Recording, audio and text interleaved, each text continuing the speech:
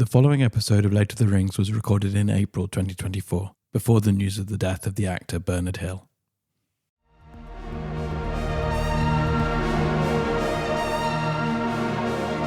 Welcome to Lord of the Rings, a podcast dedicated to Lord of the Rings, the card game. My name's John, and late is the day, etc., etc. It's my good friend, Emery. Hello, John. Hello, sir. Late. Is it that one? Late is the hour, and I can never remember the rest of it. Exactly. See, it is late as the hour, and I said late as the day. So even though I can't remember the rest of it, I even quoted the bit I can remember incorrectly. But that is because it really is late in the day. I think this is the latest we've ever recorded a podcast. It is quite late, isn't it? It's silly time. We've never done a nighttime recording before, so good luck, everybody. We may fall asleep even before our listeners. It's late as the hour, and of this conjurers. I don't know. Yeah. It goes on to say that. Yeah, and Grima, right? No, it's late. It's Saruman. It's when Gandalf is. Well, unless I'm really misremembering it. It's when Gandalf is riding to Orthanc, and Saruman's walking down the steps, and he says, "Late is the hour," and Gandalf the Grey, or Gandalf Graham, is blah blah blah blah. Come for a pint. Yeah, blah blah blah. Seeking counsel, blah blah blah. Guess what? All right. Smoking his pipe. Yeah. So I was a bit delayed. Lost track of time. He accuses Gandalf of his brain being slowed, but he Halfling leaf. He'd not met us. He'd not met us. Yes, like look, Saruman, don't knock it till you try it. All right. Yeah, it might chill you out a bit, and I think, to be honest, you need a bit of chilling out right now. See, I thought it was. Is there something similar then? When when Gandalf and the crew go to see Theoden for the first time when he's still under the spell. Oh. And then, before the whole, I told you to take his staff business. Doesn't he say something like, late is the hour of this country? And he really goes off on one. And then Gandalf comes back with like the best retort, which I can't remember. It said something like, "I'm silent, but put your forked tongue behind your teeth." Yes, I have not fought through fire and death. To some cross words with a witless worm or something. I've done it incredible justice there in true Ian McKellen thespian style. No, but maybe you're right. Maybe I've absolutely slaughtered this quote. It's definitely from Lord of the Rings. He does say something, but we'll have to look that one up. Yeah. What does Saruman say? What? It's one of the two. What does Saruman say? Sounds like a really bad board game or something. A bad drinking game. But you might be right. But actually, if you're not right, and it is Saruman when Gandalf's riding to Orthanc, then also Grima has a great line when or it's Theoden King has something. When he's the old man, when the old withered Theoden King, he says something as well. I know that Theoden in the film refers to Gandalf as Stormcrow in that scene. It's the only time he's called, in the book he's called Stormcrow quite often. But I think that's the only time that Gandalf gets referred to as Stormcrow in the films. And I thought that was really nice that they did drop in some of his alter egos. They did. Because he's got a few names. Aliases. Aliases. Not an alter ego. Alter ego. By night, I am Stormcrow. It's a good name. Yeah. Stormcrow. Because he says, he does, in that bit, they mentioned both Gandalf Stormcrow, and at the end he goes, "Why should I listen to you, Gandalf the Grey?" And then he throws off his grey robe to reveal the white robe. Yeah, that's a nice little switch up. the old Gandalf switcheroo. See, alter ego. I think that's one of my favourite bits in the film, actually, when he, I love the way they did that whole thing of the way that he basically, what do you say? I'll draw you out, Saruman, as one draws poison from a wound. And it's like, at that point you realise Gandalf's like, he's got one up on Saruman here. He's perhaps more powerful than him because he's just like, no, I'm not having this. And that was a sort of CGI bit, which was really effective when they did all that fade from his withered kind of look. Oh, what is to get going younger? Yes, exactly. Yeah, that's beautiful. I also love the bit where he's drawing him like poison, and it cuts to Saruman in Orthanc, and he gets blasted across the room because he hits him on the head. But then it's you might have heard that was actually me slapping my head. I don't know. I'm a method actor, and then you see him. He's actually taking the blow. Yeah, that's really well done. Oh, I love it. And afterwards, Bernard Hill, fantastic actor who plays Theoden, then does the best side of eye angry look to Grima Wormtongue possibly ever on film. It's genius. It's like, you're in big trouble now, my friend. Yeah, but I do love it. I'm only thinking about this now. When they decide that, Grima is in big trouble now. So they take him to the doors of the Golden Halls. They sort of throw him down the stairs and they basically say, go away. Well, Theoden was in the film. Theoden was going to basically, I think he was going to like execute him because he got a sword out. And Aragorn says, too much blood has been spilt on his behalf. And he goes to pick him up and then he just spits on his hand. Oh, yes. Goes away. It's like, actually, Theoden, go on in. Yeah, changed my mind. Oh, what a scene. But so what we have in Lord of the Rings is that the theme of mercy comes through a few, especially with Gollum, obviously. That was obviously alluded to quite strongly. So obviously Aragorn showed mercy to Grima then. Yeah. Did that repay itself? I'm trying to, yes, well, in the film it did because Grima stabs stabs Saruman, doesn't he? Which is completely different to the book. And he falls from the tower. Do you remember on Spike? He stabs him because he's had enough. But now I'm mixing it up in the book because... Well, in the book... Well, he doesn't die there, of course. He doesn't die at all. So in the book, if you remember... so it's massive spoilers. I hope everyone listening to this knows the story of Lord of the Rings. But in the book... they destroy the ring like halfway through Return of the King, basically. Yeah. And the second half of the book's amazing. It's probably my favourite bit of the whole thing, actually, the way it resolves. And do you remember, they come across Saruman, because you reminded me that he was called Sharky or something. Like, Fergal Sharky. It's like... and they come across a very broken Saruman and Grima. And they're basically bickering like an old bitter couple or something. And they've got no power at all. And they just turn to these bickering old, they've only got their sort of, menace and backstabbing left, have no power whatsoever. After, obviously, they've gone and done all that stuff in the Shire. Yeah. That's kind of powerful. Again, I think we've spoken about differences, but some of the differences in the book and the film. And again, I think you can totally see why. I think some purists might not like that, whatever. But you can totally see why you do that. You wouldn't have time to do all of. You'd almost have to make a complete epilogue, extra 1 hour movie just to do that end bit. And it's not. It wouldn't be worth it in a film because you just lose all the power of that climax. I think. Well, let's be honest. The film already has about 5 different endings. You don't need to add the scouring of the Shire into that as well.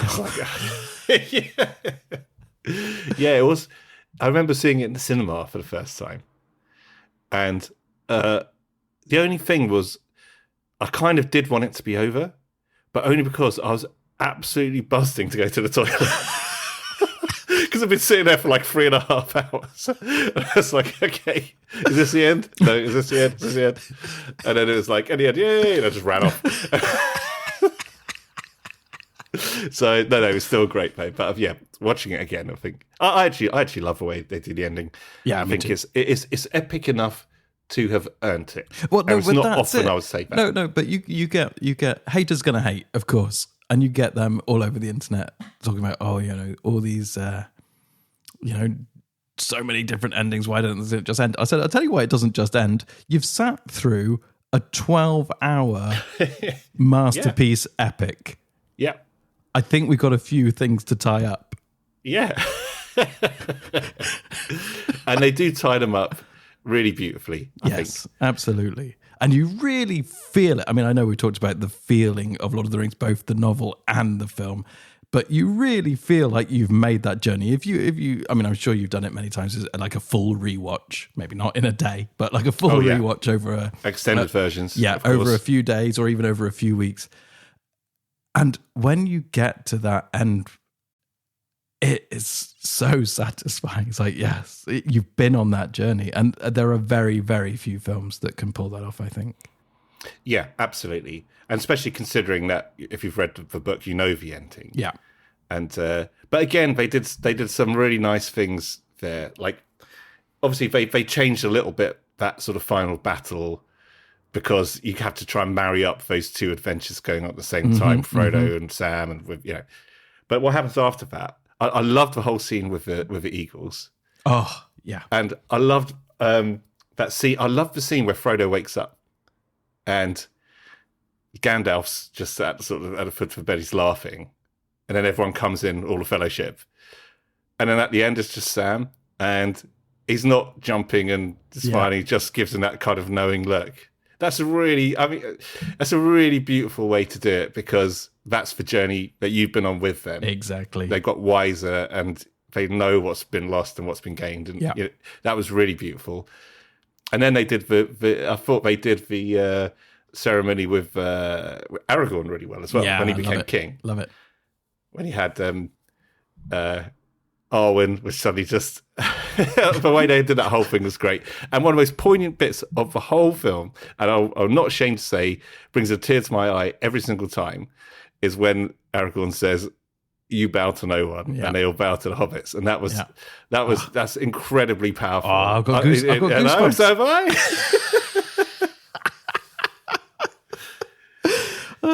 And in fact, just to finish off, there was the scene at the end. We've not even started yet. We haven't even started. Yeah, after this, the podcast's over. The scene right at the end, or almost right at the end, with there's room for a little more. when they go to the Grey Havens. Yeah. Now, I remember when I read the book, that's literally the last 2 or 3 pages of the book. And it's quite short and sharp. And then Sam comes home and says, "I'm back." And I remember that hit me so hard when I literally read those last 5 pages about 10 times in a row, just because it was just so. But it's perfectly encapsulated. It's insanely powerful. Yeah, it's unbelievable. Because you have again been on this journey, especially reading the book. You have been on such an epic journey to just condense everything down. I mean, that last line. Yeah. Just to condense everything to that last line of. Well, I'm back. Yeah. Oh my the end, days. The beginning. Yeah. You know, it's so perfect. And to do that must have been one of the most difficult parts to write, I would imagine, of the film. When they're at the Grey Haven. So you have to have, you can't just do what they do in the, it seems quite distant and everything's stead in the book and it's like, a little bit cold and calculated at that point, which is perfect for the book. But they had to do this kind of emotional thing. Obviously, the film obviously it wouldn't work. Yeah.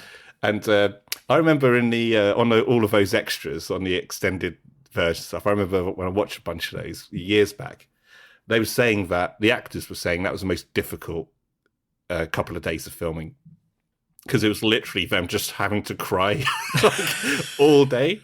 And apparently, when they finally finished it. The cameraman turned around and said, "Oh, really sorry, guys. The camera's out of focus for the whole day. You have to reshoot the whole thing tomorrow." And that cameraman was Grima Wormtongue. Yes, to bring it full circle.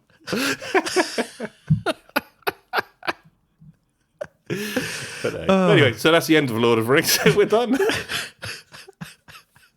Well, that was easy. It was. Oh, dear. Okay, so that all started from me misquoting maybe even misremembering a scene in the film. It should be pointed out that you're usually proved right in these things when we actually look them up. So I'm not trusting myself at all. Very wise. Exactly. But yes, we are recording again very swiftly after, well, comparatively anyway. For some podcasts, they record once a week, some even daily, but those guys are lunatics. But for us, this is incredibly swift. We're actually recording, I think, 2 weeks after our previous one. I mean, we're recording so soon that the previous one is not even released yet. And this is actually something we intend to do, to actually try and build up some episodes so that we can keep a bit more on top of our release schedule. And really try and give something back to all you loyal listeners who have stuck with us. Hold on, we have a release schedule? No. No. But yes, absolutely. Let us try and formulate one. Exactly. Let's get organised. So it's been a very short break between recordings. So have you been up to anything interesting in this short period of time? Well, I've managed to go away for a few days. Oh, very nice. I went to the fair city of Rome. Oh, wow. That's really going away. That's not just popping to Eastbourne. No, it's a little bit further. But I've never been before, and it was really amazing. Just a few days. Just did all of the usual sites. But it was really amazing. Just and it's a perfect. I love cities which are just good for sort of exploring. Just going, getting lost. And I've never seen a place like it. There's something almost everywhere to see. Anything from a few hundred years old to 2,000 years old, and it's like an open museum. It's absolutely crazy, but with also amazing food, amazing people, great wine. Just the whole thing was terrific. So I had a few days there. So that was that's honestly one of my favourite trips I've been on, I think. And we did a guided tour. We actually did we actually got a tour guide to take us around the Colosseum. Oh. To talk it through, etc. And that was really, really incredible. Everyone says, "Oh yeah, wait till you see the Colosseum." And it's like, well, I've seen it in Gladiator. But you look at it and you're like, I did not know men could build such things. Right? Yeah.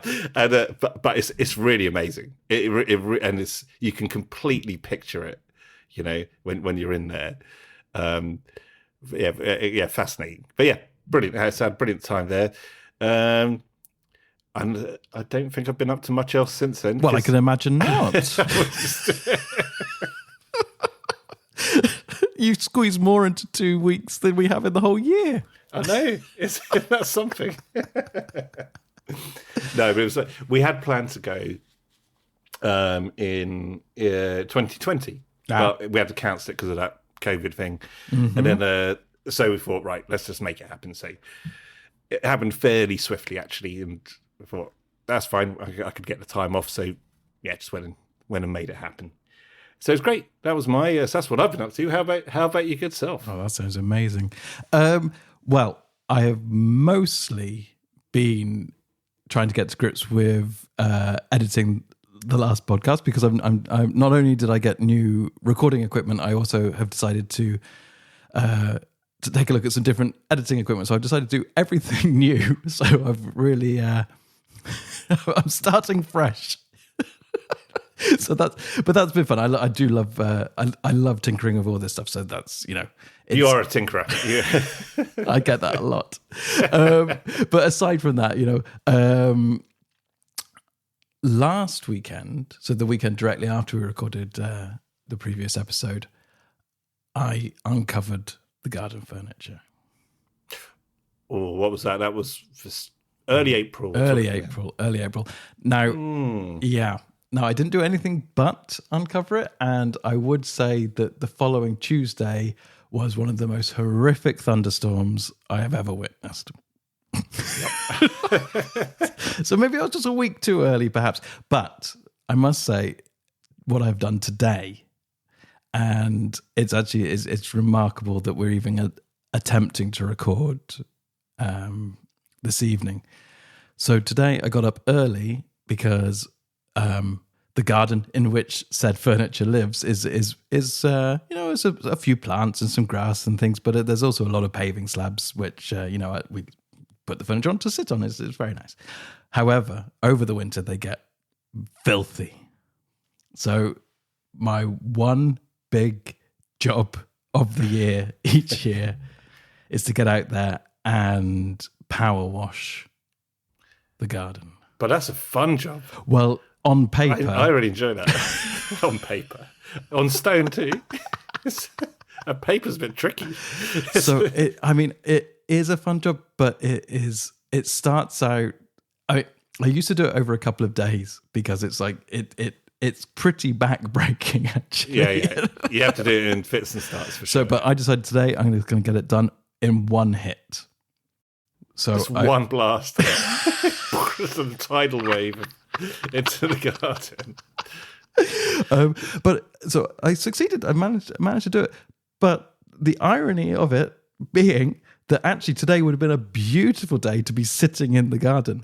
So much so that whilst I spent my time power washing everything, I managed to get incredible sunburn on the back of my neck. Congratulations. That is exactly that's the kind of reward you get for a hard day's labour. And then so I came in and it was late and I thought, we planned to record. It's like, are we going to be able to squeeze it in? I thought, okay, well, let's just, I'm very tired. If we make it through this episode, then pats on the back all right, but not too much because I've got terrible sunburn. Very light taps on the back. But just before we recorded, I had some dinner and I put on the Xbox because I was just going to, watch something on one of the streaming services on there. There was an advert that popped up on there for games, recommended games for me. Oh. Yeah. One of them, Power Washer Simulator. God.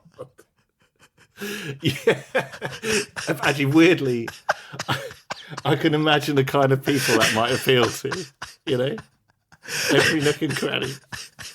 It's for people, if your back's bad, or you got a bit too much sunburn, then you can just sort of finish it off mentally. Well, I know what I'm going to be doing tomorrow. How did it know? These things listen to us, don't they?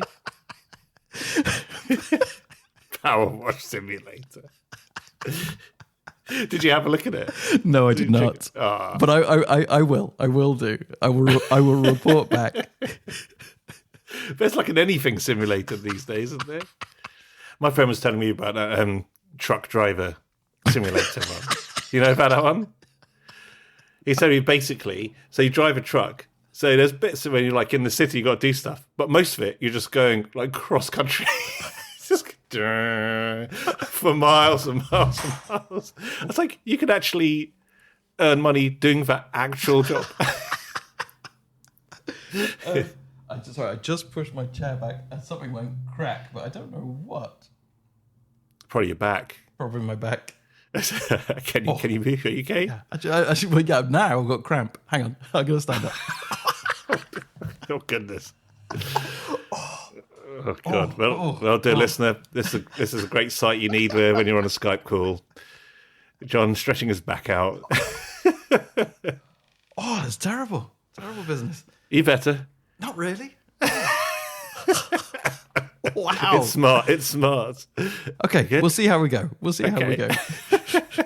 Right, where were we? Power Wash Simulator. Oh, yes. So, well, there's not much more to say about that. So we had a constructive day. That's a good. Yeah, very much. Of course. And now ending it with recording, which is always a pleasure. Shall we crack on with today's episode? Let's do it. Okay, so this is a non-spoilery episode where we'll be looking at some player cards. And I would say normally when we plan to record, because we normally have plenty of time between recordings, that's a given. Normally I'm quite well prepared, be it pages and pages of notes of a quest we've played, or I've at least, taken a look at the player cards that we're going to be discussing.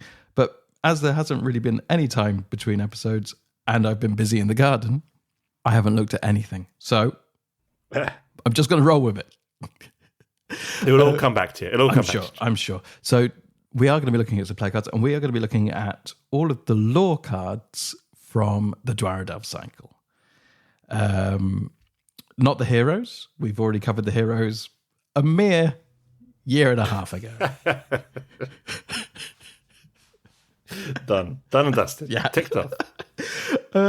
But we have the sort of usual bunch of allies and events and attachments from a full sphere. So, should we take a look at some of these cards?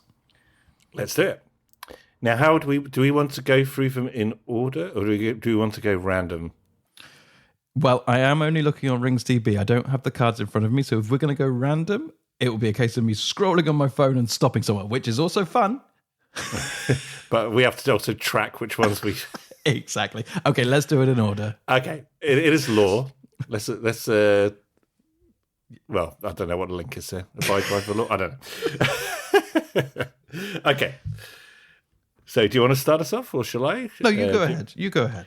So I'll pick for first ally. So we'll go allies first? Yes. Okay, we'll go allies.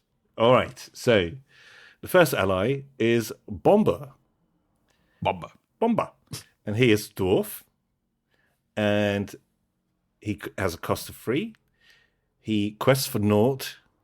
He hits for naught and only has 1 shield. Not great stats, but he has 3 hit points. Okay. And he is dwarf. And he has an action. Exhaust Bomber to choose a location. That location gets -1 threat until the end of the phase. That location does not contribute its threat instead if it is an underground location. So, in this particular cycle, we have a fair few underground locations. Yeah. And I've actually utilized Bomber a few times. Can actually be pretty useful, that effect. Especially for those underground ones, because some of them could have quite large threats as well. Yeah. And also, it does cost a bit, cost 3. I was going to say, he's pricey though, isn't he? Yeah, but you're more concerned about that than I am. But no, he is a touch pricey. But he does have 1 shield and 3 hit points, so you can use him to defend if you're sort of in that particular scenario.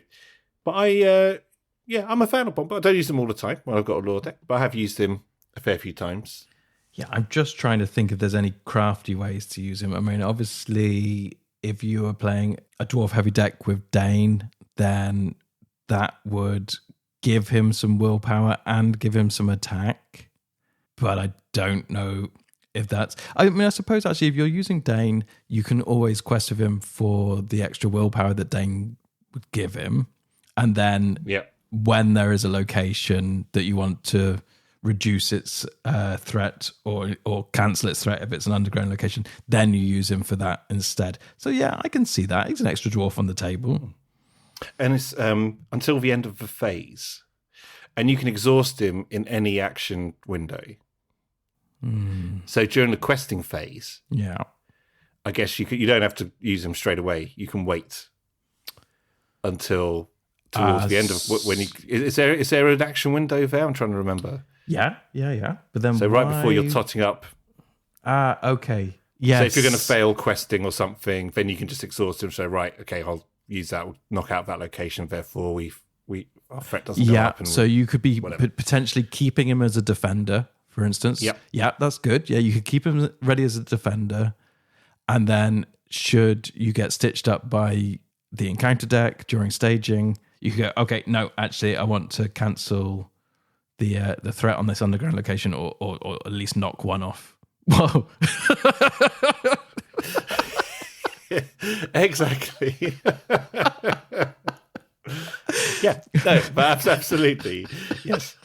And Bomber, if he looks, he's obviously quite he's got a lot of curiosity. Obviously, he does look curious. He's got rubbing the chin. He's got the one eye that he's looking at. Is that the ring he's looking at? What is he's looking at? A ring. Ring. Yes, looks like a ruby ring.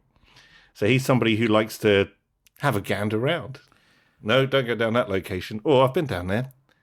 Or, he knows all the underground locations. So therefore, he's an expert in the mines. So there is no threat from them. We feel no threat when we're with Bomber because even better. He knows all his way around. Do you know what you said? He's rubbing his chin there. Because I'm looking at these cards on my phone, and my eyes aren't what they used to be. So I sort of zoomed in, and when I did that, I cropped the artwork. And if you crop the elbow of Bomber, it just looks like someone else's arm is coming in to throttle him. or rub his chin for him. Bomber, you look like you needed a bit of a chin rub. Yeah. You're busy looking at that ring, Bomber. I've got your chin, don't worry. Because you need to do two things at once. Okay, that's Bomber. I don't think we're missing anything of him, but I must reiterate, we're both very tired. There's a chance we're going to miss some obvious stuff with some of these cards. It could be. I think we're pretty safe with Bomber. Okay, so let us move on to the next ally. And that is the Master of the Forge. As I was saying that, I realised I'd added the word "the" at the beginning of it. It is indeed Master of the Forge. The Master of Forge. It's a very serious-looking gentleman. Oh, he's not messing around, Master of the Forge. No, he's a big man. He looks like he's slightly annoyed that somebody sort of interrupted his forging. Yeah. Or has asked for something to be forged, which he doesn't normally do. Wait, you don't think he normally works in the forge? Oh, no, he's asked for something. Someone's asked for something unusual. Just after a trinket for this lady I'm trying to... He's just not impressed and said, no. You want a sword? Yeah, exactly. Yeah. No. Doesn't understand. More like a necklace or some earrings. An axe. Yeah. Okay. I have a hammer. Okay, I'll take an axe. Yeah. She'll love it. Yeah. Everyone who goes to see this guy definitely leaves with something they didn't go in for. Yeah. And then has a lot of explaining to do when they get home. Yeah. How much did that cost? But you don't understand. He was the master of the forge. Yeah, but he's the master. He's very, very hard to say no to. Master of the Forge, cost of 2. Quests for naught. Hits for naught. Defends for 1. So far, so boffer. But only, only 1 hit point. Pretty poor stats. Let's see what this guy can do. So he's not as tough as he looks. Everyone's scared of him, but he's actually useless. I'm just a craftsman.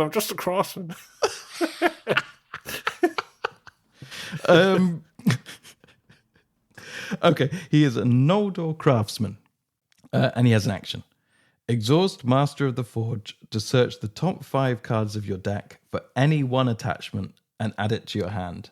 Shuffle the other cards back into your deck. Now, I love this guy. Joking aside. I knew you would. I also do, by the way. But I knew that you would love him even more. It's a free card into your deck. It's a free card. Why wouldn't you? It's a free card. But can be extremely, extremely useful, even without just the fact that you get it. If you're looking for a specific attachment or whatever, and if it isn't there, you get to shuffle the deck anyway. Yeah. So you get a better chance next game. You might be lucky. Exactly. No, this guy is great. He's cheap. He only costs 2. I know that Bomber was 3 and I said he was expensive. But as you have pointed out to me many, many times, the difference of 1 is huge in this game. So cost of 2 is great. I think you can use him as a potential chump if necessary. But until such time, he's great. Just go searching in your deck for attachments. That's wonderful. When you said he was cheap, I thought you were going to say he was cheap and cheerful. I was going to correct you. Actually, you know what? I don't think I've ever got to this point. Maybe I have. I can't remember. if you've got a couple of these guys out, or even 3, you can exhaust each one in turn, right? Get an attachment, shuffle, get an attachment, shuffle, get an attachment, shuffle. Sure. You can get 3 extra cards each time. If you've got a whole bunch of attachments you need to use, obviously. I guess attachments are, well, it depends on the quest, really, doesn't it? Yeah, I mean, but if you're running, I know he's not a dwarf, he's an old dwarf, but if you were running dwarfs and you were trying to get dwarven axes or the Gimli's armor with the citadel plate, but it's also useful for things like songs, right?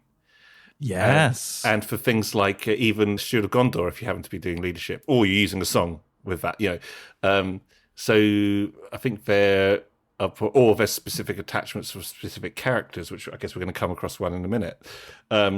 Multiple uses for this guy for only a cost of 2. I think this is a terrific card. Yeah, me too.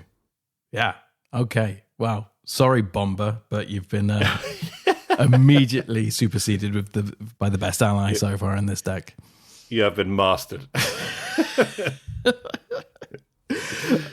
Okay. Mars of the Forge. We both like him a lot. Do you want to do the next one? Sure. Okay, so the next ally is the Ravenhill Scout. He costs 3. He quests for 0. He hits for 1. He has 1 shield, 3 hit points. Mm-hmm. Dale, he's from the Dale, and he's a scout. And he has an action, which is exhaust Ravenhill Scout to move up to 2 progress tokens from one location to another location. See, I remember this guy because I think this is a really useful action and I never play him. Do you know what? I was trying desperately when I was just looking at these cards earlier to recall. And I've used all the cards at some point. Well, that's not almost all the cards by this point. But I can't remember either. If I have put in my deck, have I ever actually used that action? Now, there might be maybe 1 or 2 specific quests where that might be useful to do. Yeah. So I guess if you could do something like, what are the ones which you can put a progress token on sort of every location? Which allies? Like the other from scouts, earlier from the core set. Yeah, isn't there one where you can? You can put a progress on every location or something. I'm trying to recall now. I'm sure there is. But I mean, there's the scouts from the core set that you used to love from, like the Lorien Guide. That's not a scout; it's a guide, and the guide. That's what. Yeah, he's the other one. Yeah, Lorien Guide. That was one. And there's a something scout. Oh boy. Carl, these are 2 of my favourite ever cards. I know. I was relying on you. That was my first mistake. Oh yeah, that's correct. No, but you look up what that card is. But I think it is a great action because let's say you're trying to get through a location which has lots of progress to get through it, and then something particularly nasty comes into the staging, which has a lot of threat, but maybe not so much progress. You could then exhaust the Ravenhill Scout to move the progress that you've been building up on this hard-to-travel location directly onto that location in the staging and clear it out before its threat does you any harm. But I think it's just too expensive. The other one was Northern Tracker. Northern Tracker. Oh, how can I forget Northern Tracker? One of my absolute favourites ever. But Northern Tracker is a scout, yeah? Is a ranger. Oh, a ranger. Lorien Guide's a scout. Ah. Northern Tracker's a ranger. So Lorien Guide places 1 progress token on an active location. Yeah. Northern Tracker places 1 progress token on each location in the staging area. That's the one you were thinking of. The other, so if you've got things whereby you're putting progress on locations, the other thing it could be useful for is if you have a really difficult active location, which might be part of a quest, say, or an objective or whatever, then that's another way to get progress onto there and try and clear it out. if you've got a couple of these guys out. I've never done it. Yeah, so if you're using the Northern Tracker to place progress tokens into the staging area, am I right way around? Northern Tracker, yeah, and then you can move it. Yeah, but then you're only moving it from one location to another. So yeah, you'd have to have put a couple there, but that's definitely possible. I mean, we're talking. I would say you wouldn't obviously build any kind of deck around that, I think, but if you did happen to have trackers and you had some nasty locations, it could be useful. But like I say, I don't recall ever having. It sounds useful, but I don't think I've ever used it. Yeah, no, me neither. But perhaps, I mean, it's just too expensive. It's too expensive for what it does. Whenever we have ones like this, I always imagine there's people listening who are like, "No, you fools! This is really obvious." I guarantee it. We just haven't thought of it or haven't to have played it that way. But that's the glory of the game. Absolutely. Let's move on to another one which I have played a lot. It is by far one of the best allies, I believe, at this point in the game. Certainly one of the most useful. Are we doing Snowball and Scout again? You know, I love the Snowball. Of course. No, this is, and I almost put a D, but this is Warden of Healing. Cost of 2, willpower of 1, hits for 0, defense of 1, and 1 hit point. So not much use on the battlefield, but what can he do? So he's from Gondor. He's a healer. I think this may be the first healer we've seen as a type. Perhaps. Not sure either. And sorry, not a type. What is it again? Oh yeah, it isn't a type. It's a trait. The trait. All the traits of a healer. And he has an action. There's Exhaust Warden of Healing to heal 1 damage on up to 2 different characters. Then you may pay 2 lore resources to ready Warden of Healing. Oh my goodness. This is so powerful. I think at this stage in the game, this is the most powerful healing card that we have. Oh yeah. Absolutely love this guy and use him all the time since he showed up in a lore deck. So useful. It's brilliant because it's up to 2 different characters. Yeah. Any character. 2 each time. And you can pay the resources to ready. Yeah. So if you've got a lot of resource, you can heal a whole bunch of people. If you've got other ways to ready, you can still exhaust him again and re-trigger. And just keep on doing that. And I'm sure you're the same as me. If I'm putting Warden of Healing in my deck, if it is that kind of quest, I'll probably have 3 of these guys and try to get them all out. For sure. Yeah. Because also, I think a good price, 2. Yeah. It's a fair price. It's a fair price. He'll quest for you if you know that you haven't, if you know you haven't suffered any damage yet, and all your heroes and your allies can probably take a beating or 2. You can use them to quest, and then you can use them to heal on the subsequent rounds. And then in a pinch, he can chump for you. Yes, exactly. If really needed, he won't be pleased about it. Especially considering the quote that's on the bottom of the card here. I chump for no one. I chump for no man. It says, but for long years, we healers have only sought to patch the rents made by the men of swords. Oh. Patch for rents. Rents as well. So it's temporary. So he will heal them. And when you look at the picture here, the artwork, you can absolutely imagine him saying that. Very quick. But yeah, it's a brilliant. He's so serious. That's the guy you want. That's the guy you want. That's the guy you want. He's got his book there of healing methods or whatever he's got in there. And and he's a proud Gondor as well. He's got the white tree ablazed on his breastplate. He is a man of duty and principle, and is going to do the business. Although he is just staring out of the window, which is what I got into trouble at school for a lot. Why are you staring out the window? I want to be a healer, sir. What do you think this is, Gondor? Yeah. They're famous for it. Just staring out the window, waiting for an invasion.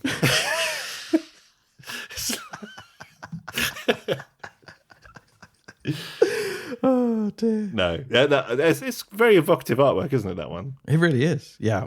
Yeah. Yeah. Always happy to see this guy. Big thumbs up, I think, from both of us For sure. the Warden of Healing. Yeah. I mean, we do have other ways to heal, but I think once this guy came along, it's like, you don't tend to put in it. Well, in my opinion, you're not going to fill your deck with healers. And I think 3 of these is just the way to go. For it doesn't make any sense to bring other people constantly healing each other and not doing anything else. Yeah, none of them can hit, but they can be hit. So they're constantly defending and then healing each other. It's like that time. I can't remember whether I mentioned it on the previous part. I probably did, but that time where I really thought about, right, how can I really make a deck where I can generate a lot of cards? Oh, your draw heavy deck. You did mention it. Yeah. Yeah, but all I did was keep on drawing cards. They were all useless because all they do is draw other cards. Like I was saying to you, you should really try and look, card draw is the way to win the game. Okay, I'll make a card draw heavy deck then. It's like, just have all the cards. Yeah, all the cards. I can't do anything.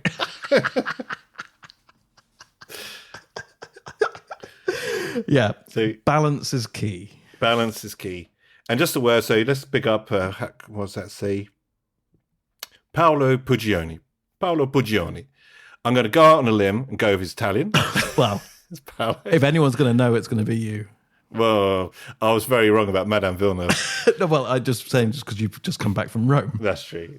Did you meet Paolo whilst you were there? I did meet a Paolo, actually, but I'm sure it wasn't, well, don't be that sure. Stranger things have happened. Not so hasty. Do you know my friend? My friend Paolo's in Rome. No. But yeah, so props to Paolo. Fantastic work, sir. Yeah, indeed. And top works for that card all round. Okay, do you want to do the next one? Oh, talking of artwork now, this. Oh, with absolute pleasure, I'd like to see this one. So we have our first attachment. Ah, okay. So that's all the allies done then. That's all the allies done, yeah. And this is Asphalov.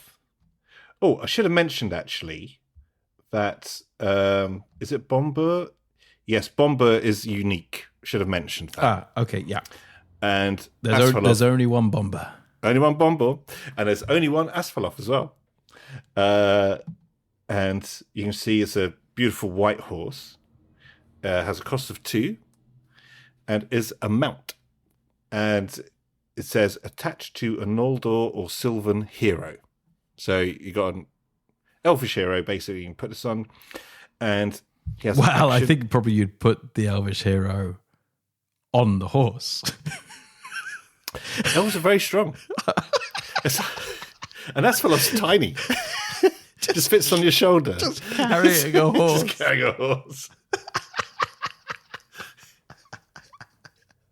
You're right, Legolas. Shoulder's got a bit. Who's that on you? Who you got there?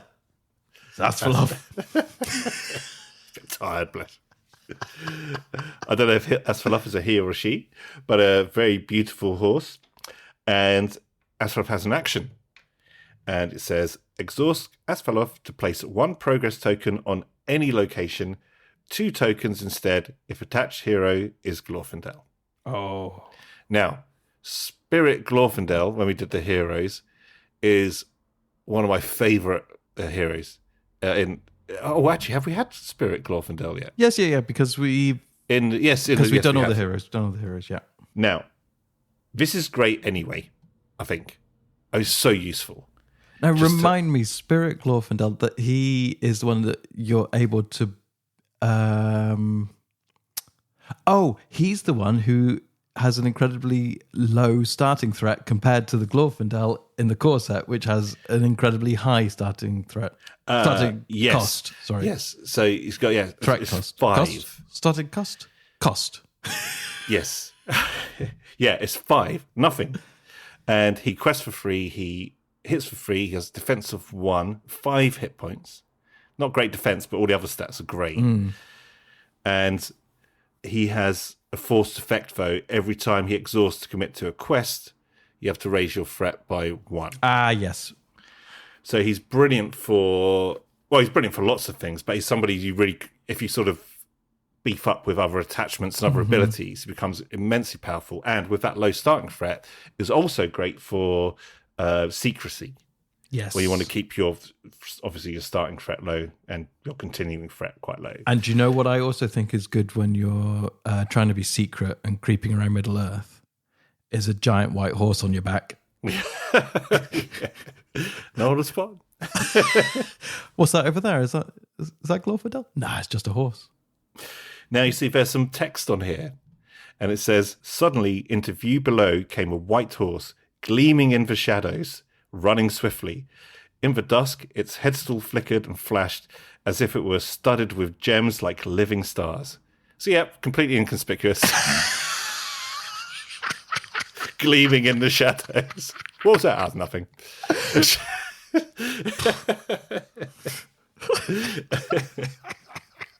Perfect for secrecy. Yeah. But in all seriousness, I mean, I really love this card, especially for Glorfindel. Just so useful. Now, I think it's getting to that stage of the game, and I think we'll maybe talk about when we talk about perhaps other quests, etc., where what you're talking about here is a spirit hero in Glorfindel. I think the original Glorfindel is Lorvo, actually. Yes. But there's the spirit Glorfindel, but with a lore attachment, which also has something specific for Glorfindel as well. I think we see this with Aragorn maybe somewhere as well, where you've got this sort of cross between sort of spheres. But I think by this point of the game, you're starting to get to grips with how you can make those things work and how powerful they are. If I've got Glorfindel, I will try by hook or by crook to get Asphalov out as well. Even if we're just using an Noldor or Sylvan hero as well, just so useful. And literally just to, it's just one progress on any location at any point. It can be just so useful. But if it's 2, that's immensely powerful. You can get through some really nice locations, control your threat and stage area, whatever. And also, it's just really cool to have a horse like Asphalov. Yeah, no, I completely agree. And I think, I'm not going to repeat what you said because actually I just agree with everything you've already said. But I will just point out one thing of note because it could be overlooked for newer players is it's only the attachment that exhausts. So that's even better. So you can keep your hero readied and then your attachment of Asphalov exhausts to place those tokens. So, it's a beautiful card. Yeah. Absolutely. If you're playing Glorfindel, it's a no-brainer. Well, I say that I have played Spirit Glorfindel and not put it in my deck because I've not had a way to draw lore. Right. So if it's not necessarily 100% no-brainer, but I would try and find a way. Exactly. Yeah. You could tell it's late, can't you? Because normally we would go into details of the sort of ways you can do it. Now I'm just going to hand it over to the listener. just work it out. Well, and there is, so one of my, I think we'll maybe talk about this in other quests as well. One of my absolute favourite combinations in terms of heroes is Spirit Glorfindel with Elrond, who is a lore hero. Ah, yes. So can automatically pay for Asphalov. Yeah, that's perfect. Also, lastly on Asphalov, I think you mentioned this right at the start, the artwork. It's incredible. This is Sandra Tang. I mean, props to Sandra.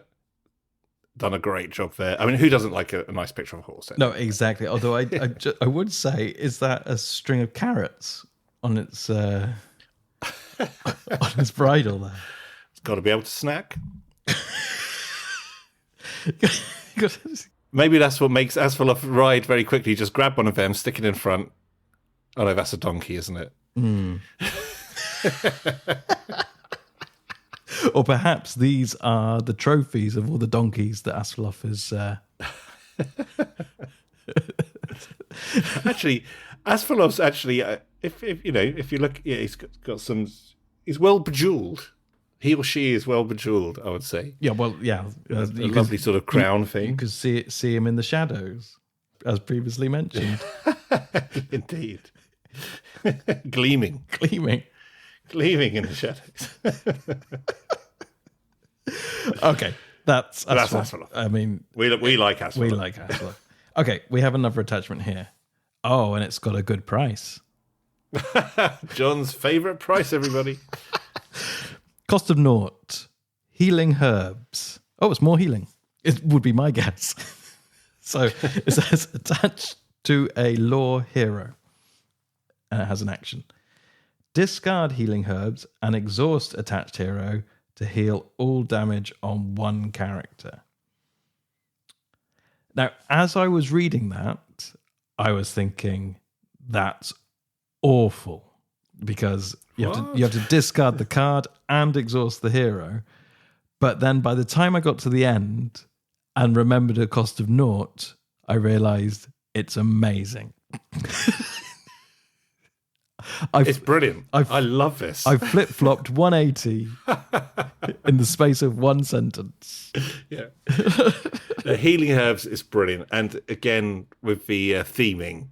Yes. It's just great, isn't it? I mean, you're going to take time out of the action, so you exhaust to go and heal somebody. Obviously, they're herbs, so they're going to be applied or eaten or whatever, and they go. But it heals all damage on any one character. Yeah, that's it. It's super strong. I mean, strong herbs. But what I would say is it is a space in your deck, and there's no limit to the size of any deck, John. Apparently not.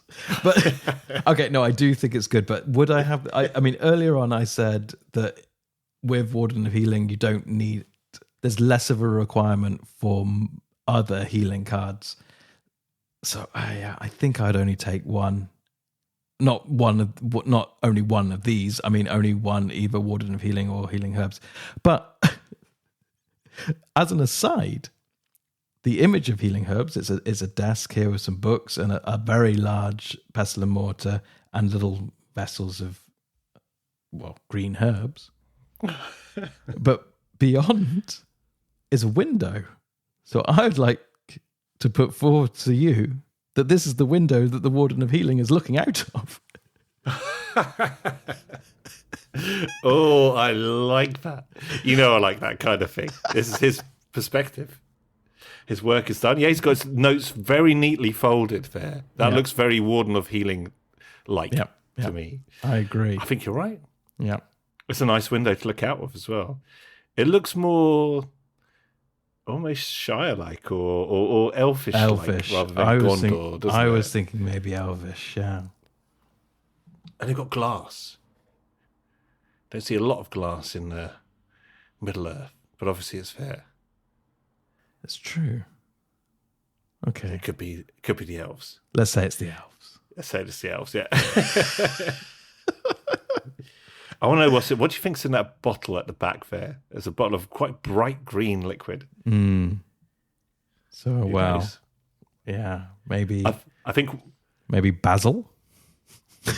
Basil juice. Basil juice. What you don't want is Merry and Pippin finding this place. Oh no, you don't want that.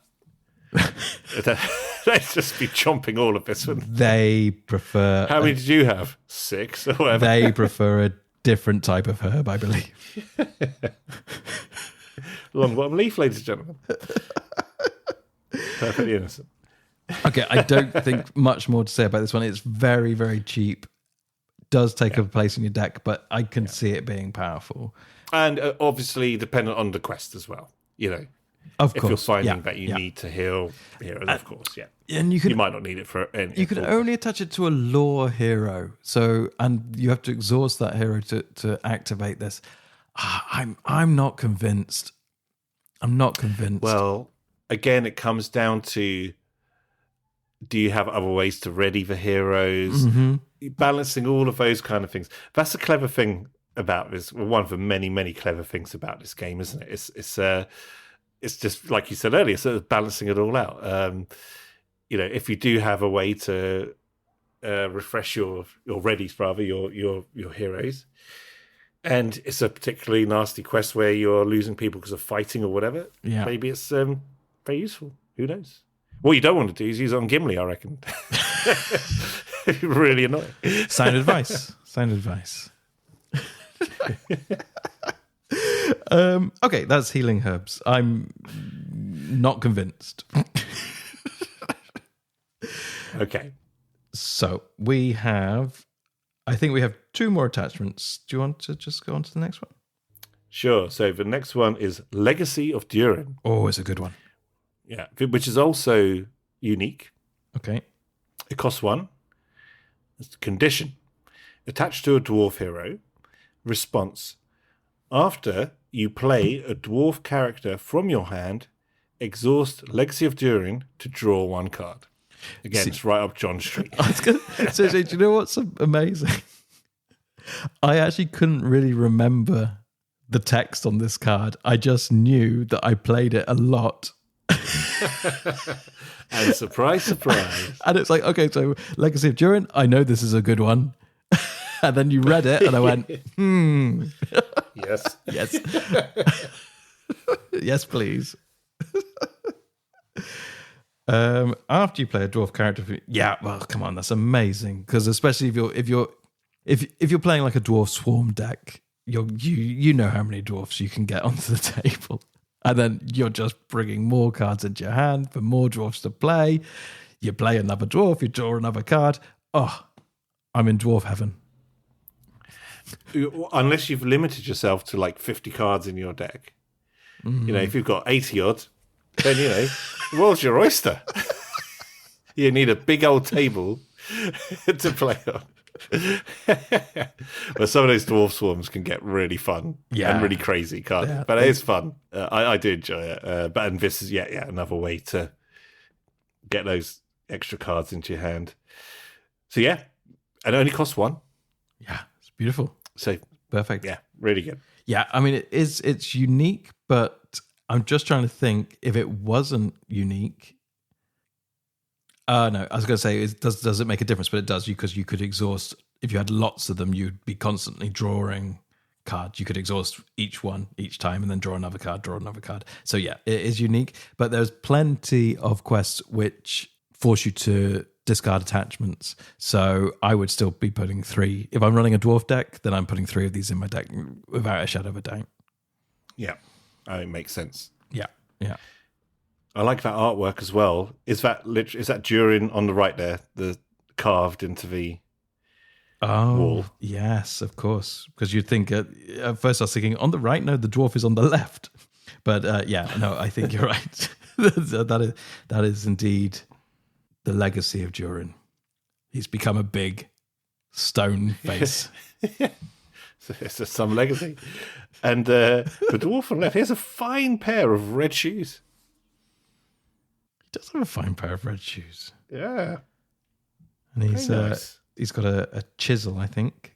Do you think he's just resting after finishing off making that carving of Durin? I mean, to be honest, if he's just done the finishing touches there and he deserves to sit down, I mean, that is an impressive bit of work. Yeah. I mean, fair play to him. He deserves his healing herbs at this point. So he looks like he's about to have a sandwich. I don't... yeah. Salted pork.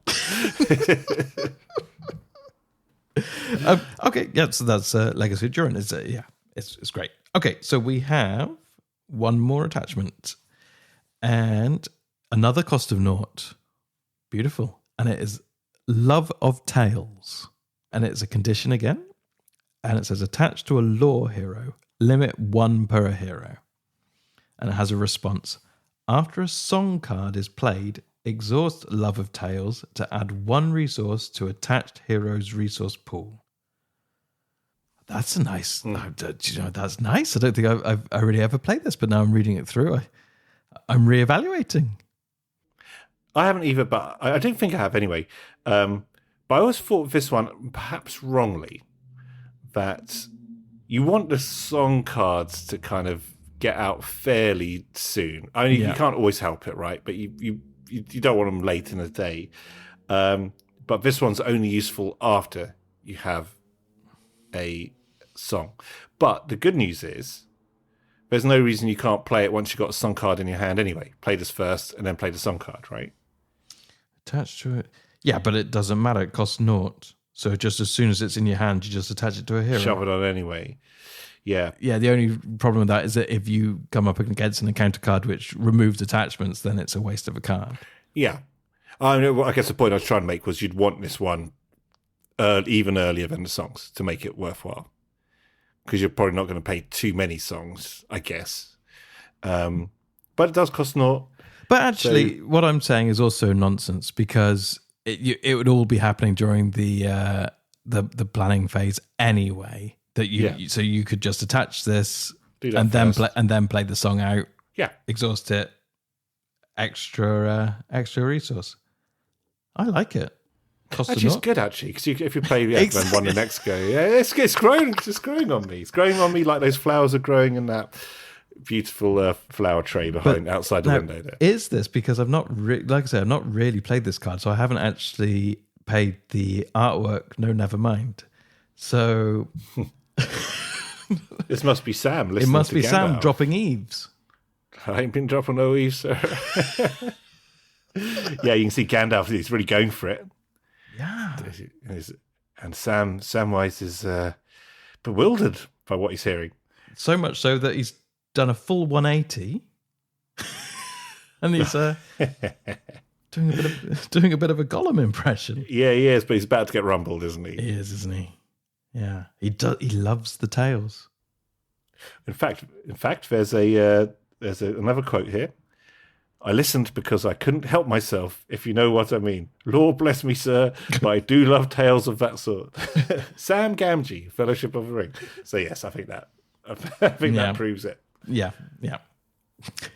That is a brilliant bit in the in the film, actually, isn't it? Well, he just clonks him on the head and then drags him.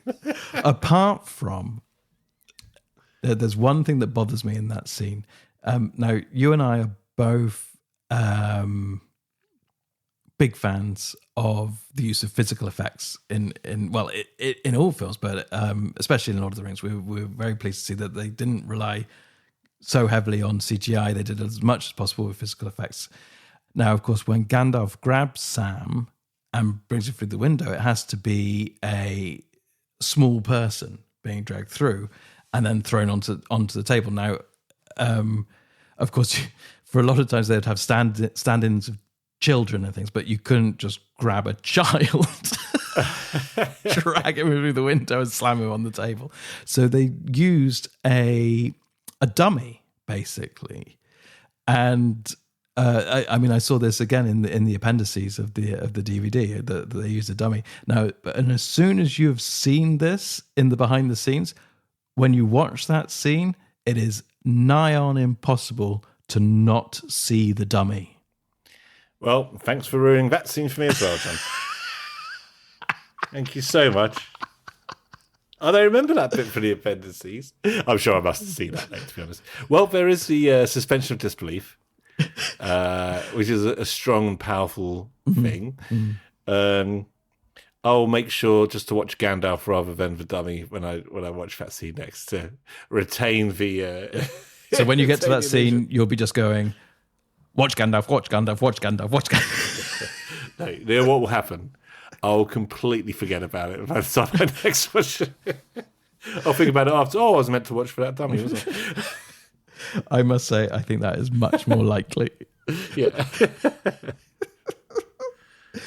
Okay, no, I think that's good. I don't play it, and I think I shall consider putting it into my next lore deck. It's moved up one space in my. Your love of tales has increased. My love of tales has increased indeed. By one. Yeah. That was the last attachment, I think. Yes, yeah. So we just have a few events, and again, I can't remember what this card says, but I know I love it. Please go ahead. Okay, this is Daeron's Runes. It has a cost of 0, so of course you will love it. And you'll love it even more. Action, draw 2 cards, then discard 1 from your hand. It's perfect. So that's great. So if you've got a bit of a card which you just want to get rid of in your hand, it's not going to do anything, and you get an extra card basically by the end of it. I mean, yeah, really, really a simple card, really, really useful. I think it's possibly one of the best card drawing cards in the game to this point, I think. Oh. Yeah, I think you... Well, it's your area of expertise. Well, cost of 0 for a start. So, yeah. I mean, the thing about card draw... oh, God, is it really that time of night?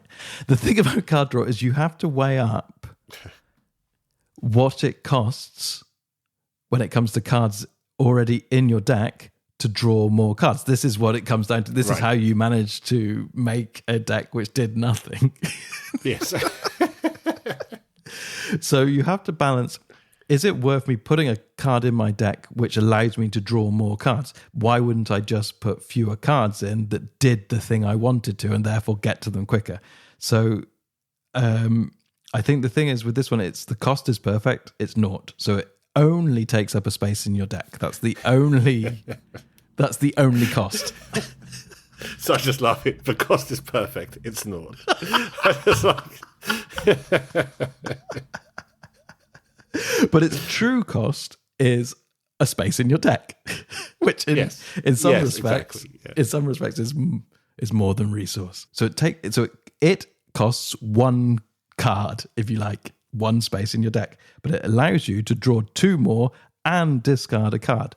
So if you had a thinner deck, it basically means that you can churn through it quicker.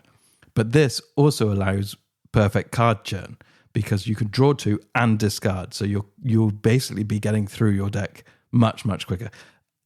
Let's not get... That's also true of fatter decks, Steve. It's true of any deck. No, but that's what I'm saying. No, but that's what. But actually, that's actually my point. My point is, you could keep a much thinner deck, and then you by the very nature of the deck, you have quicker churn. Yes.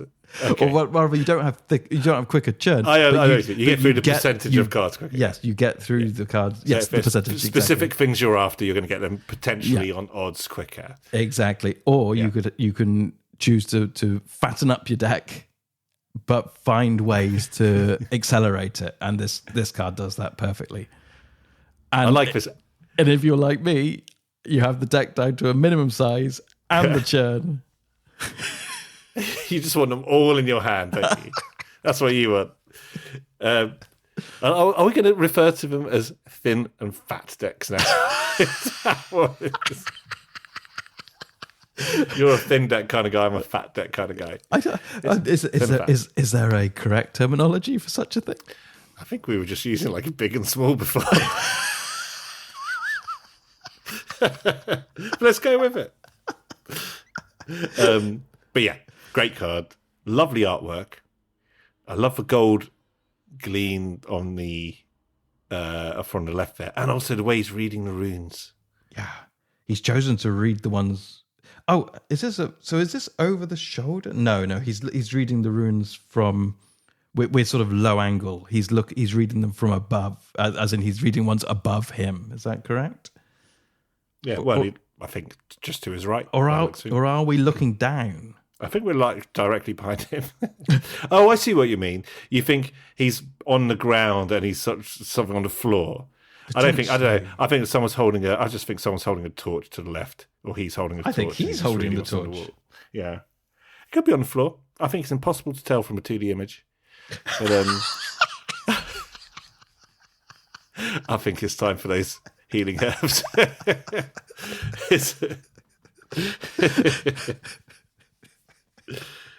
So Daeon's runes.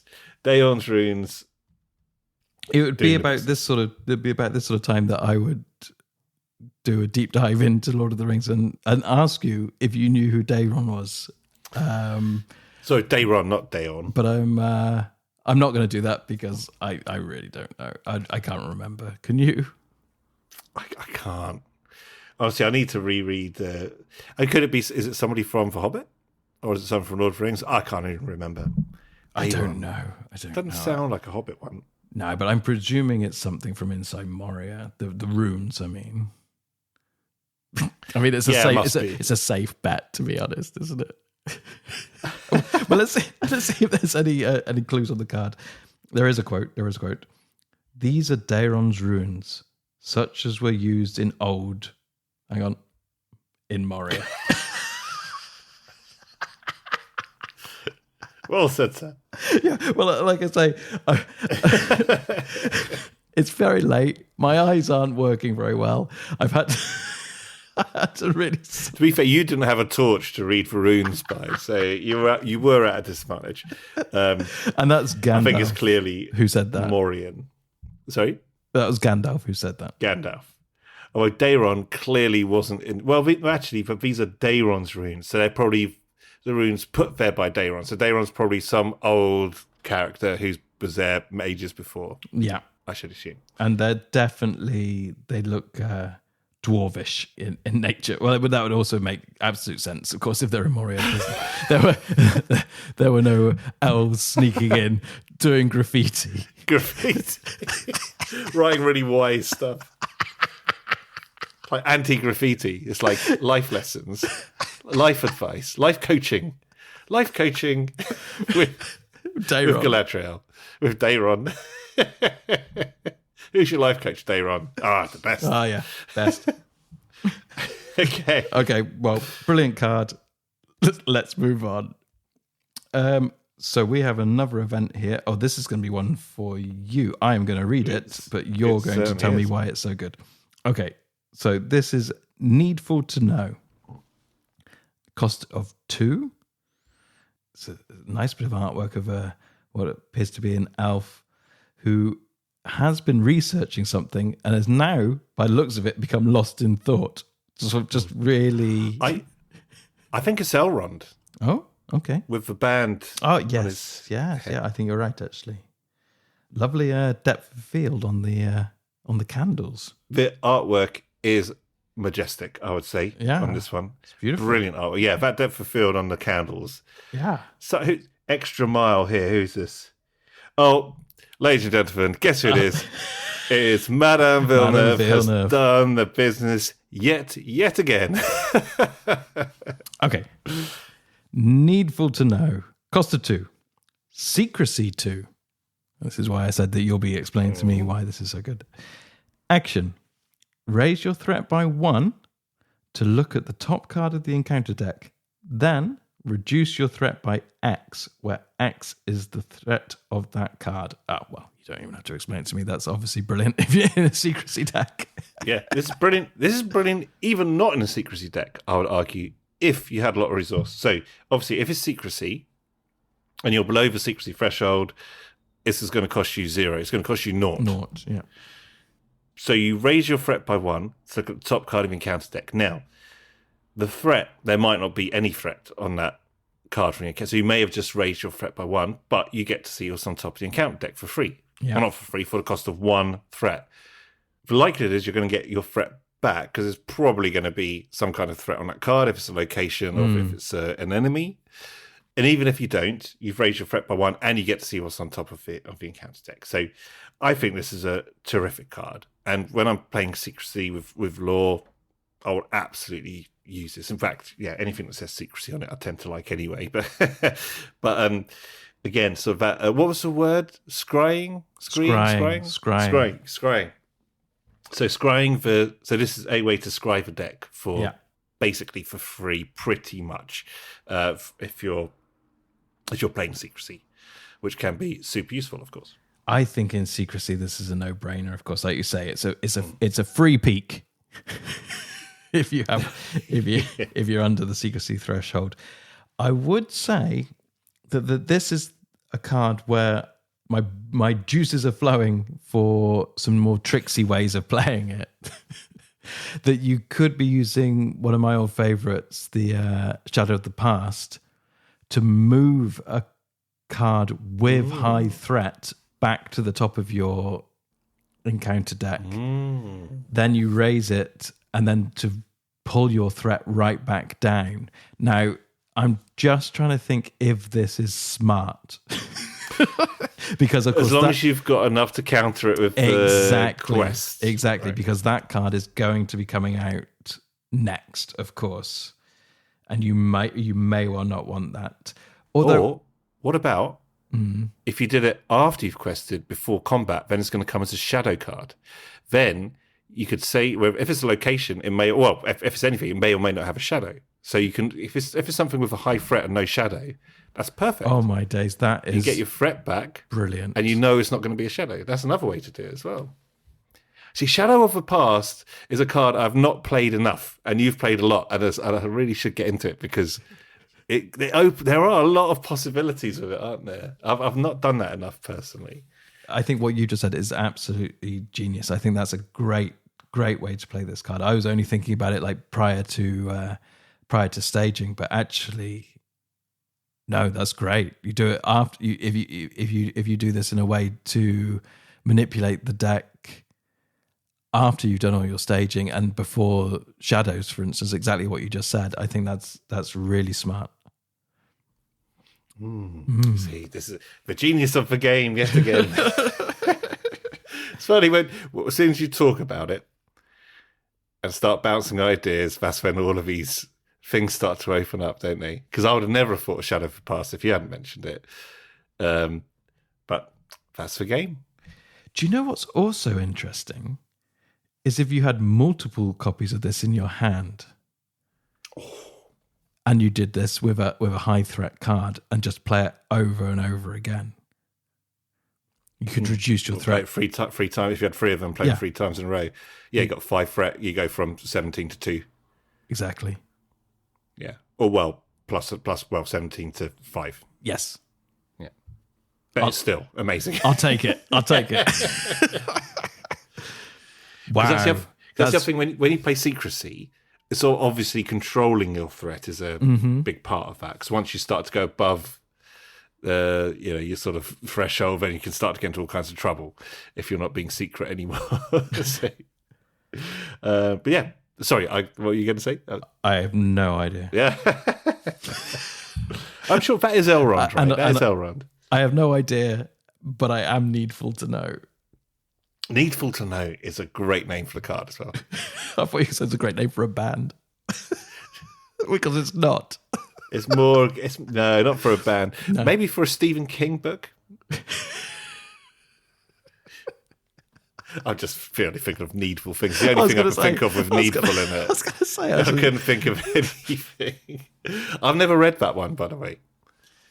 No, I don't know. I've never read Needful Things. Someone I know says it's brilliant and her favourite one. Oh, really? Yeah. But I've not read a lot of Stephen King. But I saw a great old interview of Stephen King the other week whilst browsing YouTube. Browsing. And I found an interview of him, and I think it was from the mid-80s, and he was obviously very young at the time. I think he'd released maybe 4 or 5 novels at that time, and I mean he's quite a freaky guy, but he was pretty freaky in his youth for sure. But but Stephen King, Threat of 6.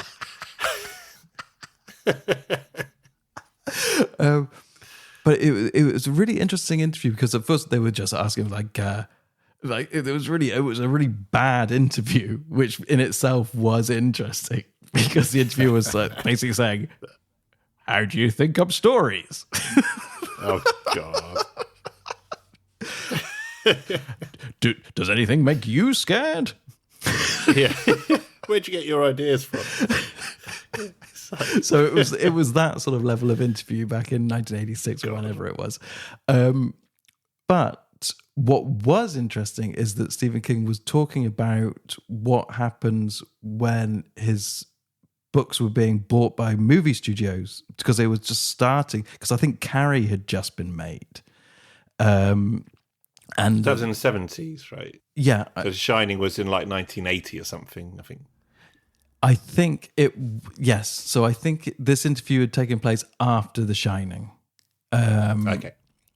Which he was really annoyed about, wasn't he? Because he had a very different vision to Kubrick, and this was kind of what the interviewer, in very broad strokes, was trying to get out of him. I think was he because I think he had also was aware that Stephen King in the past had said that he wasn't happy with Kubrick's take on The Shining, but actually, what Stephen King said was that actually he didn't really mind. He was just like, well, at a certain point, you just let the book go. He's like, he goes, the book still exists, and then he's happy to basically get paid. That the studio takes it, and he says, well, let's see what you do with it. That's over to you now. And he said, and because the interviewer was asking, do you have any say over it? And he goes, no, and nor do I want say over it, because then I have too much. He'd have too much influence on it, and he would feel too close to the work if it didn't turn out good. And actually, then what really made me chuckle at the end of it, he goes, and of course the beauty of this is that when it's a really good film, you claim it. And when it's a really bad film, you distance yourself from it. No, nothing to do with me. They've ruined it. Stephen King's The Shining. Ironically.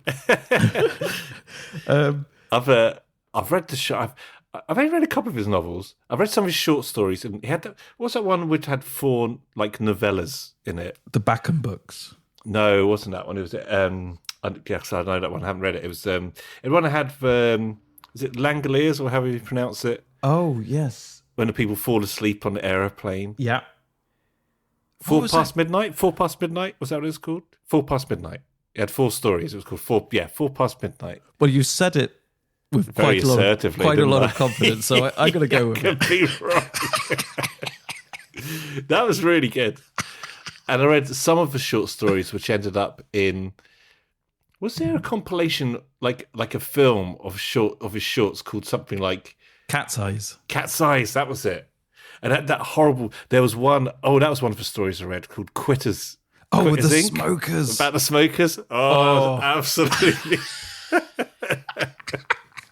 Because he's quite darkly comic, isn't it? Some of his stuff. Yeah. And I imagine, I don't know an awful lot about him, but I imagine that, and I don't mean this in a negative way at all. I can't imagine he's like a really over philosophical thinker. I imagine he's a bit more of a realist and a bit more of keeps on things on a very human level, actually. Yeah. From what I know, I don't know, could be completely wrong.